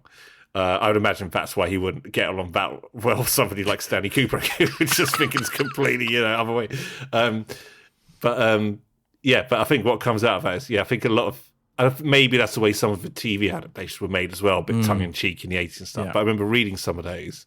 Somebody really dark, but quite weirdly funny, some of them as well. Yeah. That does come across, not in all of his stuff, but it comes across in a lot of his stuff, I'd say. Sure. I don't know. I haven't read Stephen King in an awful long time. No. So, anyway, where were we? So that was Needful Things. Needful to know. Needful to know. Only 5 left, John. Okay, on to the next one. All right. Our next event. This is Out of the Wild, which has a cost of 3. And secrecy 2, again, another secrecy. Action. Search for top 5 cards of the encounter deck for any one non-objective card worth no victory points and add it to your victory display. Shuffle the encounter deck, add Out of the Wild to the victory display. Okay. So quite a lot to take in there. But basically, if you've got secrecy, this is effectively going to cost you 1. Yeah. So if you think about this, so you search top 5 cards of the encounter deck, you have to shuffle it afterwards, right? So it doesn't allow you to scry. Scry. Thank you. I should learn that word. So it's for a non-objective card worth no victory point. That obviously makes sense because obviously it's not a way to cheat out the quest or whatever. But what it is good for is it completely takes out of the game, in 99% of the cases, a particularly nasty thing which you don't want to see, and it goes to the victory display. So if you have to shuffle the encounter deck again, it doesn't get shuffled back in. Yeah. Essentially, but it also takes out of a wild out of it as well, so you can't get it back from your discard pile or whatever. Now, as you know, I'm a massive fan of the secrecy ones. I think out of all of the ones, this is probably one of the ones I've played the least, actually, or maybe the one I've played the least, actually, because I've always thought in the back of my head, I'll use this one if I have to. Yeah, if there's a specific quest or a specific enemy in a specific quest or whatever, which is really getting me, I can use this to get rid of it. But it's got to be in that top 5 cards anyway. What it could be useful for, I think, is maybe like in a critical juncture or right towards the end of a game, perhaps, to get something, if you know there's something nasty still knocking about, to get rid of it. Or if you've scried another way and you think, well, I need to get this deck shuffled, perhaps that's another useful thing. But apart from that, I mean, it might be my limitations as well. I've not thought of that many creative ways to use, and I'll be honest, I haven't really taken a lot of time to have a deep dive into it, but I don't know whether you have. Well, no, I don't think I've ever played it, but just listening to you talk has maybe just think, say, oh, is there a creative way of playing it? But why wouldn't you just play this with Needful to Know?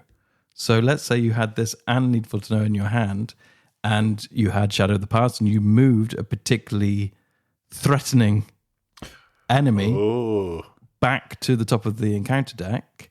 Get rid of all your threat. Get rid of all. So then you play Needful to Know to reduce your threat, and then you play Out of the Wild to take that card Get rid of it. Out of the game. Oh, that's a good combo, isn't it? Yeah. I mean, it's quite specific. It's quite specific, but I like it. It's an option. I mean, I would also consider just using this to get rid of all the wargs. Yeah, is there a warg? Yeah. No, damn it. You have to know this one. Yeah, you would absolutely use a warg. You Yeah. have all these other 100%. treacheries which would kill you, but you just get rid of a warg anyway. I'd be leaving treacheries in there. I'd be leaving trolls in there. The warg is going in the bin.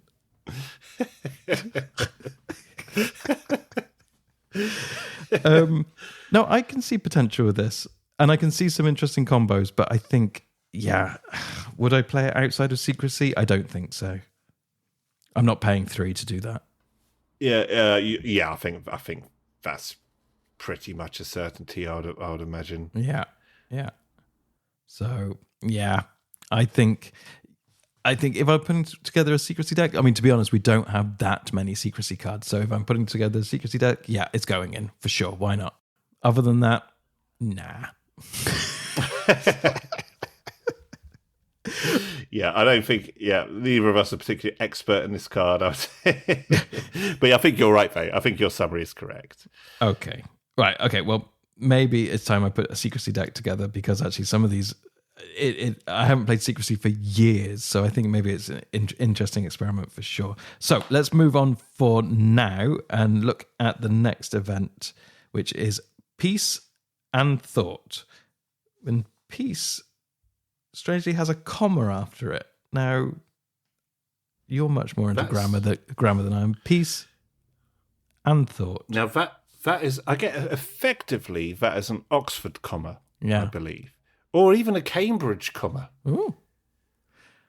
Why is it always the same 2 teams in the final of the boat race?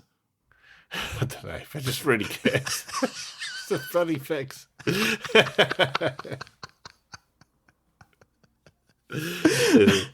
Absolute cheese. So it works though. Peace. It gives peace. Respect. It's not peace and thought together. It's peace and thought. Okay. They are 2 separate things. Hence the Oxford comma. And looking at the artwork, I feel peace and thought. Yes. I do as well. And is this Bilbo? It looks like Bilbo. This is him at Rivendell, clearly. Clearly, it looks like Rivendell's on fire, but it is clearly. That's just, I don't know, that's just a fire. Quick, call. No, it's just a fireplace. Okay, so. The garden's on fire. The garden's on fire. No, John, it's a barbecue. Yeah. Okay, peace. Okay, go on. Peace and thought. Cost of 1. And it has a refresh action. Okay, so it can only be used in the refresh phase. It says exhaust 2 heroes to draw 5 cards. Okay, well, that is interesting. That is quite the choice, isn't it? So for you, this is the ultimate conundrum. So let me just think this through. So during the refresh phase, where are the action windows? Is there an action window at the beginning and end of the refresh phase, or just at the end? I remember there's one at the end, because didn't you say? Well, okay, that's probably both. I remember once you described the one at the end being a small action window. Yes. There is a small action window right at the very end. It's not the same size. No, it just sneaks in there. No, but that one at the end, that small one at the end, is incredibly useful for certain things. But there must be one at the beginning of the. Why'd you ask? What came into your? Well, if you've managed, sometimes you play around. And this is because your heroes won't be refreshed, they'll be exhausted. And your heroes, for some reason, just haven't been exhausted. They haven't had to defend, they haven't had to attack it, just for some reason. Like you didn't exhaust them to quest because you thought you were going to have to attack it, then nothing happened. And suddenly you find yourself at the end of a round with redded heroes. You feel a bit like you've wasted an opportunity. Yeah, but then as long as there is an action phase at the beginning, I'm going to look it up right now. I think in the refresh phase, it goes action window, ready all heroes, move the first player token, and then there's an action window. I think that's the order of events. I will look it up right now. But in that case, then you could go, well, I've got these ready heroes, so I'll just exhaust them and I'll draw 5 cards. Wow, bingo, bango. But let's say that what's more likely is you're going to have exhausted heroes, so you're going to ready them. And then you have that small action window at the end. To exhaust them. Where you'd have to exhaust them to get your 5 cards. I mean, of course, you could have Unexpected Courage, which you could use to ready them again. There are, other ways to ready heroes, of course. Peace and thought. What is the theme of the name Peace and Thought there? You explain that to me whilst I look up the action windows. Well, I think what it is so your heroes are taking a step back from action to think and to plan and to, even though you think they shouldn't, that is the correct thing to do. So they're going to go off, and your other guys are out there, whatever, and they're going to take time out to think about what they need to do, like Neo in the last Matrix film. Sorry I took so long. I won't know what I need to do now. Spoilers. Not really. And I shouldn't say the last one, the third Matrix film. And I think that's what it is. So we're going to contemplate, we're going to think this through, and therefore, okay, we've now thought this through. The sacrifice being you've taken some time, but what that's given you is these other options and these other opportunities. And that's what I think the theme is. Contemplation rather than action. Why? I mean, I like it. I mean, you convinced me. I mean, you put me on the spot. I thought that was pretty good. But why would they end up exhausted? Because they don't have time to quest or battle or whatever. So they're taking their moments. The heroes are taking their time. Yeah, I'm with you now. So the next round is like, no, I'm sitting the next round out. Yeah. I'm sitting the next round out, but don't worry. Here are 5 useful other things. No, but yeah, exactly. It's like they're taking the time, and therefore because you've taken time to think things through, you get other options and other ideas that come into your head, and therefore that's represented by the 5 cards. That's how I see it. So I have bad news for me. There's only one action window. There's only one action window in the refresh phase. And when is that? At the end. It's the small one. So in the refresh phase, the first thing that happens is you refresh all the exhausted cards. Hold on, can I ask one question? Of course. Is there one action window at the end of the previous phase, the combat phase? Well, yes. I mean, basically...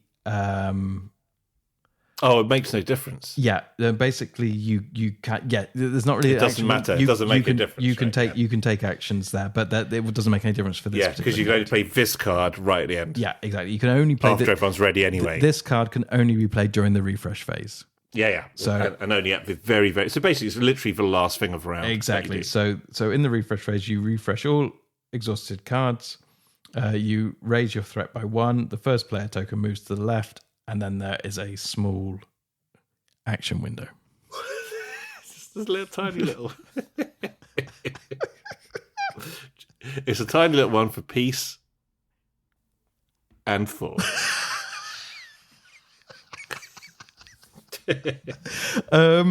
Yeah, that's. I kind of like it, but at the same time, yeah, 2 heroes. But 5 cards. It's big hitting. It's a big hitter right away, isn't it? It's not messing about. You're losing 2 heroes. But 5 cards, John. Can you resist? You do it every round. Only costs 1. In fact, look, there's a quote. This gives a little bit of context. Mm-hmm. This is Gandalf from the Fellowship of the Ring. Here you will hear many songs and tales, if you can keep awake. But except on high days, it usually stands empty and quiet. I wonder what he's talking about. And people come here who wish for peace and thought. There is always a fire here all the year round, but there is little other light. Interesting. What was that from? And that's from the Fellowship. On high days, it usually stands empty and quiet. Yeah. You'll hear many songs and tales. Could it be from Rivendell, do you think? But there's always many songs. But little of it. I think maybe it's more... Oh, no, but I was going to say Weathertop, but actually Gandalf wasn't at Weathertop. Yeah. It couldn't be from Mordor, could it? No. Because who wishes for peace? Who wishes for peace and thought in Mordor? Yeah, there's no time. Exactly. It's got to be Rivendell. And actually, look, more beautiful artwork. That looks Rivendell-ish. Yeah, I think so. It's got to be that. Yeah. And if you can stay awake, you'd be lulled to sleep, wouldn't you? You'd be so inclined just to rest, wouldn't you? In Rivendell, you'd be so at peace and thought in that place. We've really gone deep into this. We've done a lot of thought. Yeah, I'm going to find out where this quote is from, but not right now. Right now, we are going to move on to the, oh my goodness, third to last event. I thought. Oh, yes. Oh, here's one of my very faves. Right. This one is called Risk Some Light, and it costs 3. Yeah. But it is also Secrecy 3. Okay. Action. Look at the top 3 cards of the encounter deck.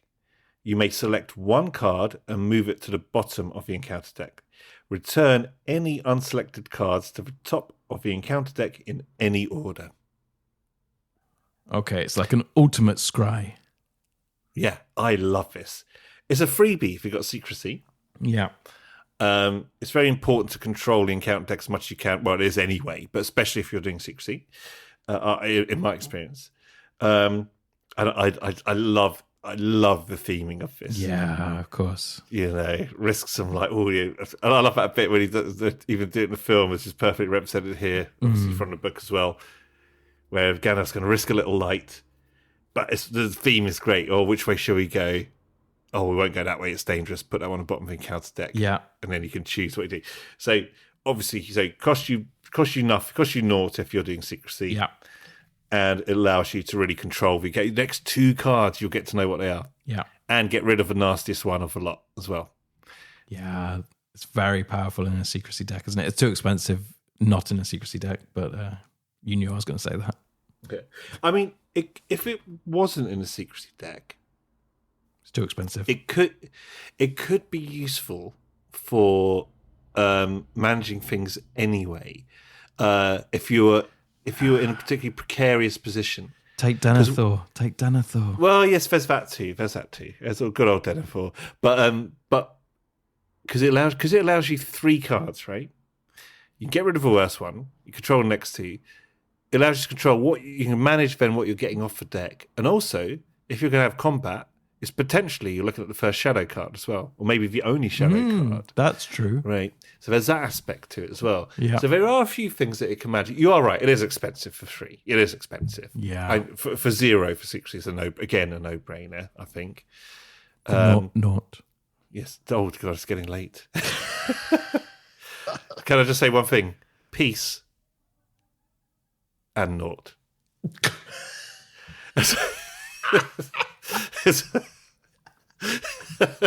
That's more akin to where we are right now. That's beautiful. That's beautiful. Isn't it?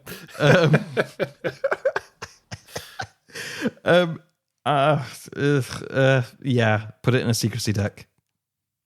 That's all I can say. Yeah, that's all I can say. Agreed. Okay, moving on. This sums us right up. Shortcut.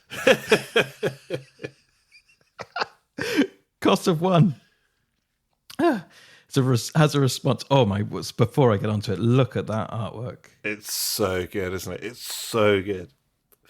Oh, that is something else. So what we have what looks like a couple. Well, it's either a couple of hobbits or it is some ginormous trees. I think they're hobbits. I think they're hobbits and some relatively big trees. They're so beautiful. It's something very else. Slight mist in the dark forest. Oh, it's a beautiful bit of artwork. Who's this? Oh God, I might do somebody a disservice here. Igor Kieriluk. We'll go with it. Fantastic job, Igor. Nice work, that is Igor. A magnificent piece of work. Yeah, it really what is. A beautiful, beautiful card back. That might be my favourite of this set so far. Yeah. We've got one more to go, but yeah, I think I'm with you. Okay. So, response, shortcut. Once again, living up to the name. Shortcut. Response. After a location enters play, exhaust a hobbit character to shuffle that location back into the encounter deck. Then reveal 1 card from the encounter deck and add it to the staging area. Oh, that's such a shame because it's such a beautiful looking card, but it's absolutely useless. Well, okay, maybe not, but let's see. It's a hobbit character, so it's not a hobbit hero because we've only got 2 hobbit heroes at the moment. So yeah, that would because it's a hobbit character. We also have things like the Wandering Took and the what was the other? We had one more hobbit ally. I can't remember. It's Wandering Took and oh my goodness. It won't come to. I was going to say it will come to me. It won't. No, but basically, we do have a limited number of hobbits. Let's put it like that. So this card, you have to exhaust a hobbit character. But of course, if you're playing with a hobbit hero, then it becomes interesting. So let's say we are. Let's just say we're playing with Lord Bilbo. Why not? So when a location enters play, we exhaust Bilbo to shuffle that location back into the encounter deck. Okay, it's okay. It doesn't get rid of it, but we get it out of the staging area, so that's good. But then we reveal 1 new card from the encounter deck and add it to the staging area. I don't like it. It's. I think For the cost of one, it's a card for a card, and you don't even get rid of that one that you might get it. You might get it again. Exactly. But it could be, if there is a location or a certain number of threat, whatever, which might nobble you at that point. It might be a save your bacon kind of card. Yeah, I think you're probably you right, might get a troll. Yeah, no, absolutely. But it's got a fairly limited use, isn't it? I can imagine where it would be useful to have, but yeah, you'd have to keep it for. It's almost like one of those keep it for a rainy day insurance kind of cards, which you're not sure whether. It's kind of one I'd stick in my deck with my 84 cards, which you wouldn't in a 50 card deck. No, I think this is junk. So hold on, there is a quote here as well. I suppose we haven't lost more than 2 days by my shortcut through the forest. Frodo, Fellowship Road. So I actually think this is our card. It's pretty cheap. Yeah. Beautiful, evocative artwork. Yeah. Very limited use. Yeah. And the shortcut actually takes more time than the shortcut. Yeah. I think we found our card. Yeah. This is for John, and that's John and Em. There you go. There we are. Wandering off into the woods. Taking a shortcut, adding 2 days to our journey. That's how we do. Oh. Yeah. Okay, let's move on. The last card. By the way, I want to say about that. Yes. Like you, I think I wanted to like it much more than I did because I just want to see that picture. Yeah, no, absolutely. But then I'm just going to take the card and put it in a frame, I think. Yeah. Exactly. It's not going in my deck. Keep it on the side. Okay, final card. Okay, this is Word of Command. It costs 1. Mm-hmm. Action. Exhaust an Istari character to search your deck for 1 card and add it to your hand. Shuffle your deck. Now, I don't know what you think. I think at this point of the game, if you ignore the Istari bit, search your deck for 1 card, add to your hand for a cost of 1. That's pretty amazing. Yes. I think that's really amazing. So it's all around, for me, it's like, what Istari characters are we talking about? Now, I know we have certain quests where we do have Istari characters there, but we're talking about Gandalf, and Radagast, and that's it at this point, isn't it? I believe that's probably it, full stop. I should imagine. Yeah, that is it. Now, this is the card which made me discover the use of the small action window. Did you do a sneak attack Gandalf? No, you don't even need to do that. So if you play Gandalf from your hand, obviously during planning, we know that he leaves play at the end of the round. Yeah. Oh, he gets readied. But exactly. If you remember when I just went through the stages of what happens in the refresh phase, the first thing that happens is all your characters become readied. Yeah. So that's before the end of the round. Gandalf becomes readied. You can then exhaust him, play Word of Command, search your deck for 1 card, put it in your hand, and then Gandalf leaves play. Love it. Oh, that's amazing. Isn't it? That's really good. So whenever you play Gandalf full on, and you've got this in your hand, just play it. Yeah. And choose your card. Exactly. It's beautiful. And actually that is a fitting card for it to be the last card in this set, because at face value you think, oh yeah, but exhaust and Istari, it's like, yeah, but then I don't get to use Gandalf but actually no, that if you take nothing else away from this episode, which I have a feeling might be the case, that one tip is worth the price of admission, because it is really, really a good move, and it makes this card a no-brainer to put into your deck as long as you're playing Gandalf. And if you're not playing Gandalf, you're playing the game wrong. And it's quite thematic as well, because it's Gandalf's parting words. It's a word of command. So it's when he's leaving. Mm-hmm. And so he's giving you some last advice, and there's your extra card as well for his parting sort of gift. That all fits in quite nicely thematically. It's and this card, it's a close runner between this and Shortcut for my favorite artwork in this set. This is great artwork. Look at that. I love the way that the angled mountainside. Yes, exactly. It's so threatening. And he's almost got like a flame of ice. Yeah, like a flame of ice. Well, it feels like he's got his staff is lit, but of course there's a lot of blue ice around it, so it's reflecting off that. But then I think you see the sun coming up over the horizon. So that's I think it's yeah, absolutely. And even look at the icicle at the top there. Great TK. Oh, Madame Villeneuve. Her detailing is really amazing, isn't incredible, it? Incredible. Really incredible. I think he's hunkering down. I think that below his staff is a small wood pile. I think No, he's sitting down. Yeah, he's sitting down. No, but I think he's about to light a fire. Yeah, I think that's what he's doing, yeah. Yeah, he's got a pile of wood there. He's got... Oh, I see what you mean. Yeah, so that's the actual... He's got other wood, which he's set flame to, which he's going to put on that. Yeah, exactly. Yeah. Beautiful. So good.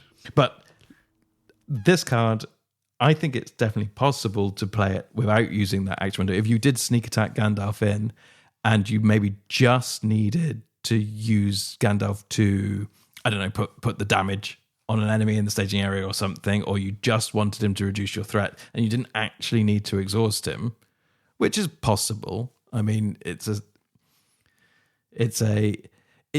choice of whether or not you get a double use out of your Gandalf from sneak attacking him, or bring him in, one use, and then play Word of Command and get a pick of any card out of your deck. So, yeah, so I think it is possible to use it, not in that small action window, but I think that is the time to use it, to be honest. Yeah. Yeah, absolutely. So, for me, if I'm playing Law and Gandalf, it's going in. You've convinced me. Right, and that is all the cards from the Dwarrowdelf cycle from the Law Sphere. I'm going to give it a solid B plus. Are we doing ratings? No, but I struggle to get excited about all of these cards, but there are some which are really, really excellent. Yeah, same here. There are a couple of my real faves in here, but yeah, not loads. But yeah, there are some absolute crackers. I love both the heroes here, and that's Lord Aragorn and Elrond. Yeah. For a start, and yeah, like I say, Master of the Forge, Warden of Healing, Asphalloth, Legacy of Durin, and then the secrecy ones we just discussed. Yeah, there's some really terrific ones in here. Do you know what is nice about this set though? Is that it's quite diverse. As in, it's not particularly dwarf based or elven based. It's no matter which sort of deck you're running, there is the lore cards to support that deck available from this set. So that is worth noting for sure. I think that's exactly right. I think this is one of the really great things about how they've planned this game as well. So we see, like, for example, previously on Tactics, you had a whole bunch of Eagles cards, which we love, especially yourself. But they're all meant to work together. You really need all of them, but then you've got that way to play Eagles. But something like, and they do these different things at different times. This set of cards for lore is more about rounding out lore, isn't it? And just expanding it out a bit and allowing you different ways to play. So something like the Eagles one, as an example, gives you a very specific way to play for certain things, which is great. But this gives you like a sort of options as to how to utilize the sphere. That's what I feel anyway. And I would say that when in the core set, lore was probably my least favourite of the spheres, even though my least favourite thing, well, not my least favourite, I love everything in this game, but it's like I always preferred to quest and look around and all that adventure stuff rather than fight. I still enjoy the fighting aspect, but I'd like to avoid it if I could, But despite that, lore was always my least favourite in that core set, just because there weren't that many things that would kind of really grab me into what I could do. Once these cards started coming out in this cycle, I don't know if anyone else had this experience, but for me, that's when lore really went up the ladder from my perspective, and quickly became my. Well, it's a bit silly to rank sort of spheres these days, I guess, but it really became a kind of almost my favourite, along with Spirit. At this point. But I think you're right. It stopped with this set of cards. Lore was no longer just purely a supporting deck. You could actually see new ways of playing and progressing the game with lore and another sphere. Of course, a solo lore deck is not going to get you very far. Right? Yeah. So it might not be our favorite set of cards, but what it does very well, and it allows you, no matter what sort of style of deck you're running, to add in some really interesting cards. So yeah, I think it's good. Yep, thumbs up from me. Okay, so this is a non-spoiler episode. So this is when we would normally have our fact of a day. Our regular extra items, which is, of course, the Share the Love and the Fact of the Week. Now, I'm not going to do Share the Love this week, and probably this week. I'm not going to do the Share the Love this time, and I probably won't be doing it until we are through this cycle, whenever that may be. And that's because I would like to do a specific Share the Love episode. It would only be a shorter episode, but it would be really based on one Lord of the Rings, the card game resource, which I think deserves some special attention. And it's also something for like the new players of the game. So that's a tease for something going forward. So we're not going to do that, but we will do the Fact of the Week. I'm intrigued. Yeah. It's a podcast called Later for Ring. Yes. But we will do the Fact of the Week. So I do need to just look up where we got to with the facts. Please do bear with me 1 second. Let me just open the fact here. I like I say, I do have this new fancy audio equipment, which means that at some point I might get my long requested jingle for Fact of the Week. Oh, I tell you what I could do. Hang on. Am I meant to be making a jingle for Fact of the Week? Fact of the Week. That was the most so fitting. You've still got it on. It's so Metal Mickey. It's so fitting with a Lord of the Rings world, a vocoder. Okay, hang on. How about this one? Fact of the Week. God. See, listener, John gets a new toy, and this is what happens. I promise I will create a jingle. That's going to be my mission, okay, for the Fact of the Week, for the next non-spoiler episode. Okay, well, you heard it here first. I found the last one we did. Okay, so as you know, with our Fact of the Weeks, we do seem to still be deep in the core set when it comes to these questions, but that's just the way it is. That's the way it is. So I'm going to read this one, and actually I've just read it, and I can see how we can make it relevant. Okay, so here's the official fact. Question: does a player with Dungeon Torch raise his threat by 2 or 3 during the refresh phase? Now, I think Dungeon Torch is in Escape from Dumbledore. Oh yes, that's an actual card in the game. Yeah, it's not a no, it's in the. It's an objective or something. Or it's an objective. Yeah. Now, Okay, so basically, I can't remember exactly, but I think at the end of each round, Dungeon Torch makes you put up your threat by 2. Every time you say that, all I can think of is Dumbledore. Dungeon Torch. Dumbledore's Dungeon Torch? No, so the answer will be 3. Right, let me read the answer. I found the card. Oh, read the card. Unbelievably. Go on. Okay. So, yes, it's from Escape from Dumbledore. Dumbledore, Dungeon Torch, and Dumbledore. It's all gone horribly wrong. No, it is in Escape from Dumbledore, the Dungeon Torch. Nothing to do with other said wizard. It is my favourite item. Oh, cool artwork, actually. It's guarded, it's restricted. It has an action. Raise your threat by 2 to claim this objective when it is free of encounters. When claimed, attach Dungeon Torch to your hero you control. Counts as an attachment. If detached, return Dungeon Torch to the stage area. That's fine. We're not talking about that. No. Then there's a forced effect. Yeah. At the end of each round, raise attached hero's controller's threat by 2.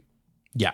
Okay. So this question is asking, if you have the Dungeon Torch, do you raise your threat by 2 or 3 during the refresh? And the answer is going to be 3 because this card is... It's the worst answer. Well, no, but this card is telling you to raise it by 2, but that doesn't mean that you don't have to raise your threat as normal. Let me just read the official response, and I hope I'm right. Answer. Dungeon Torch's effect does not replace the regular 1 threat raise, but adds to it. So the player with the Dungeon Torch raises his threat by 3. Yeah, so to bring this into any sort of modern context, basically, no matter what's going on, nothing really replaces the core rules of the game. Yeah. So if at the end of the refresh phase you have to raise your threat by 1 because you have to do that at the end of each round, just because you have another card which says raise your threat by 2 doesn't mean that you don't have to do the 1 as well, which is... You know what? This is exactly the kind of mistake that I would make in... Well, probably still now, to be honest. But certainly in my first world playing, exactly the kind of mistake I'd make. Exactly. Yeah. It's getting you into that mindset of just keeping all those things separate. Yeah. And it's like, I raise my threat by 1 every time. This says raise my threat by 2. So now it's 2. Yeah. No, it isn't. It's 3. Yeah. It's 1 and 2. So it's getting you into that mindset. That's what you do anyway. If it's what the card is making you do now, too. Absolutely. Unless it says otherwise, they're absolutely separate things. Yeah, exactly. Unless the card explicitly changes the rules of the game, which a lot of cards do. Yeah. And they normally say instead or something along those lines. Then yes, you have to do the worst possible scenario.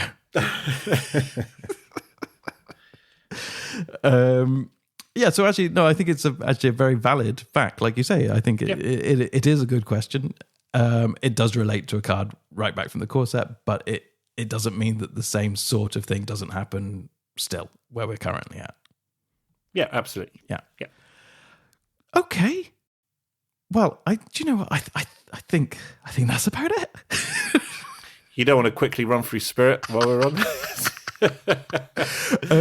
I realised that the last few times we've recorded, I have neglected to let people know how they can get in contact with us, should they wish to. So if you'd like to contact us directly, you can contact us via email, which is latertherings@gmail.com. We do have a Twitter account still.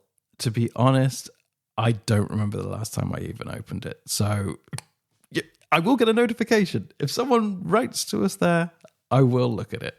But we should probably move it to Blue Sky. Much friendlier, apparently. I don't even know what that is. It's alternative to Twitter, which will probably start off really nice and then get exactly the same as Twitter. I suspect. Okay. I have been lurking around the Reddit thread. Is it a thread? Reddit? I guess so. Page. I don't know. And that does genuinely look like a nice community. So maybe I need to make an official account there that we can we can post things there perhaps. But that doesn't exist yet. So don't try and find us there. Board Game so Geek. email we will receive. And yes, Board Game Geek. There is a Board Game Geek thread, which I do update and I do read, and lurks on it occasionally. Yeah, I'll have to get. Yeah, I should probably get an account on there at some point, just so I can actually respond to people once in a while. There you go. But I'll write a jingle first. Yeah, please do. So, with that, all it leaves me to say is thanks once again for listening. And do I have to say what we're doing next time? Probably. Yes. Okay, next time we'll be back to adventures. Do you know which adventure it will be? I will in a minute. Is it on Rings TV? Oh, I've got it here. Hold on. It's on my spreadsheet. It's on my spreader. Hold on. Lord Rings card game. Where are you? Card game list. There we go. We just did Watcher in the Water. The next one is The Long Dark. How poignant. Okay, so we will go off and play that. But for now, all it leaves me to say is thanks once again for listening, and take care out there. And until next time, goodbye. You meant to do the music, I was meant weren't to you? press the music. Now you sound like you're 10 million miles away. Okay. Try again. Goodbye, everybody. Bye.